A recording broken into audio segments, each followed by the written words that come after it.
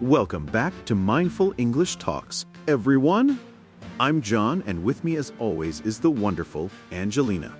Today, we're diving deep into a topic that I think resonates with so many of us, whether we admit it or not, the idea that you should never, ever have to beg for love. Absolutely, John. It's such a crucial, sometimes painful realization. You know, when you hear the phrase, "don't beg for love," it sounds so obvious, so straightforward. But in practice, especially when emotions are involved, it can feel like the hardest thing in the world to actually live by. It really is, and I think part of the struggle comes from how subtly it can creep in. It's not always a dramatic plea, right? Sometimes it's those little things, constantly checking your phone, overanalyzing every text, changing your plans just to accommodate someone who rarely accommodates you. That's a form of begging too, isn't it? Oh, absolutely. It's that constant chasing, that feeling like you're always having to prove your worth, always trying to earn someone's affection or attention. It's exhausting, honestly.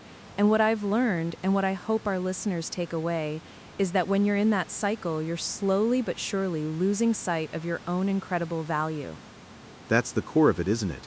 You start believing that your worth is somehow tied to how someone else treats you, or whether they choose to stay in your life. And that's a dangerous path because it hands all your power over to someone else. Your value is inherent, it's not determined by another person's choices, no matter how much you care about them. Exactly.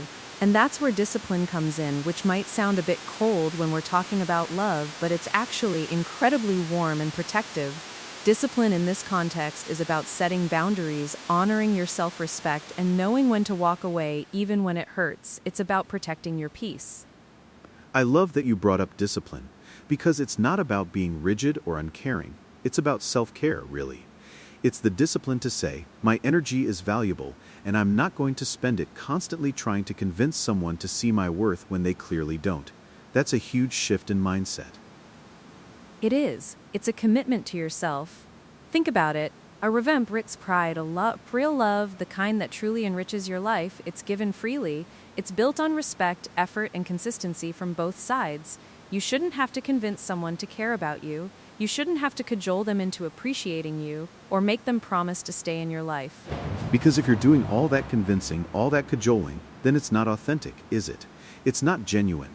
It's something you've had to extract, and that kind of love always comes with a hidden cost to your spirit.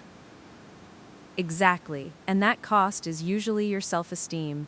I remember a time years ago when I was in a situation where I felt like I was constantly performing, constantly trying to be enough for someone who always seemed to find fault or be distant. It was draining. I felt like a shadow of myself. And it was only when I finally drew a line and said, "This isn't fair to me," that I started to heal. That's a powerful story, Angelina, and I think so many people can relate to that feeling of being depleted. It's almost like you're trying to fill a bucket with a hole in it. No matter how much effort you put in, it never feels full, because the other person isn't reciprocating in a way that respects your contribution. That's such a perfect analogy, John. And the really transformative part is when you take all that energy you were pouring into that leaky bucket and you redirect it inwards. You start investing that energy into your own growth. You become stronger, wiser, more confident. And that's where the magic happens, right? When you focus on becoming the best version of yourself, you naturally stop seeking approval from people who can't or won't see your value. It's not about changing for them, it's about growing for you. And when you do that, your perspective on relationships fundamentally shifts. Completely. You begin to understand that the right relationships will never require you to beg for basic respect or genuine care. They just offer it, freely, consistently, and without question. It becomes about alignment, not about chasing. And it's a beautiful thing when you experience that, when you finally find that connection where you feel seen, appreciated, and valued without having to lift a finger to prove yourself. It's a breath of fresh air. It makes you realize how much you were suffocating before.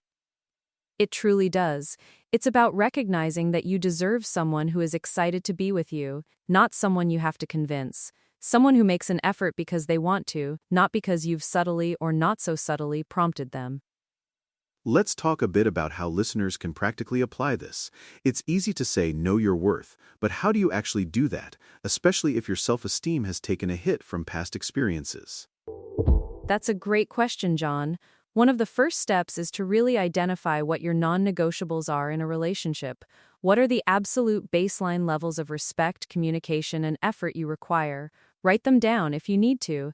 And then, here's the hard part, stick to them. Don't compromise on your core standards because that's where the begging often starts.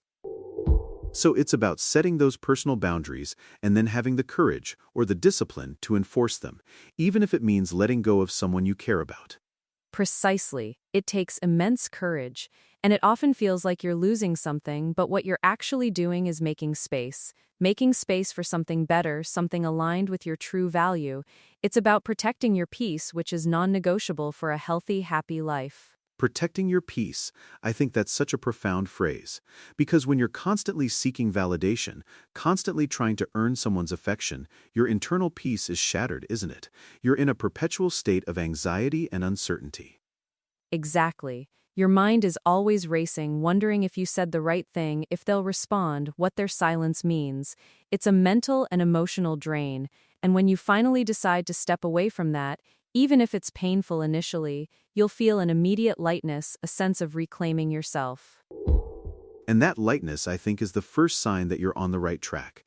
It's the universe's way of saying, good job, you chose yourself. So beyond setting boundaries, what other practical steps can help rebuild that self-worth and really internalize this don't beg for love mantra? Great question.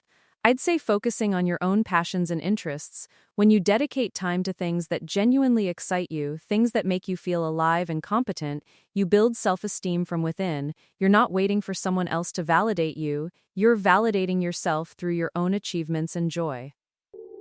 That makes so much sense. It's about cultivating a rich inner life, because when you have that, you're not desperate for someone else to complete you. You're already whole, and you're looking for someone to complement you, to share that wholeness with. Beautifully put, John. It's about coming to the table as a complete person, not as someone looking for pieces to make themselves whole. And that's attractive. That's the kind of energy that draws in genuine, reciprocal connections. So when you stop begging for love, you're not just avoiding a bad situation, you're actively building a better life for yourself. A life filled with self-respect, confidence, and ultimately real connection.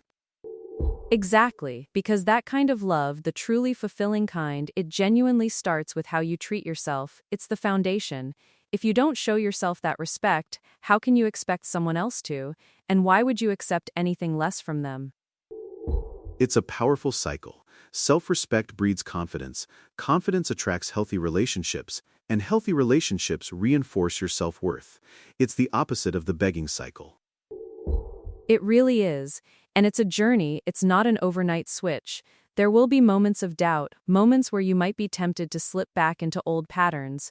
But remember that discipline we talked about, that's what helps you stay on track, reminding you of your worth and the peace you're striving for. And it's about being kind to yourself through that journey too, understanding that patterns are hard to break and giving yourself grace, but always circling back to that core truth. You are worthy of love that is freely given, respectful, and consistent. Always. So to our listeners, if you find yourself in a situation where you feel like you're constantly fighting for someone's attention or affection, take a step back, reevaluate. Know your worth, respect your standards, and fiercely protect your peace, because the moment you stop begging for love is often the moment you start building a life filled with genuine connection and self-love.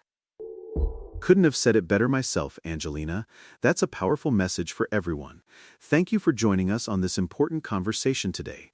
For more insights and discussions on mindful living, be sure to subscribe to Mindful English Talks wherever you get your podcasts. And remember, your value is not up for negotiation. Choose yourself first. Until next time, take care, everyone. Goodbye for now.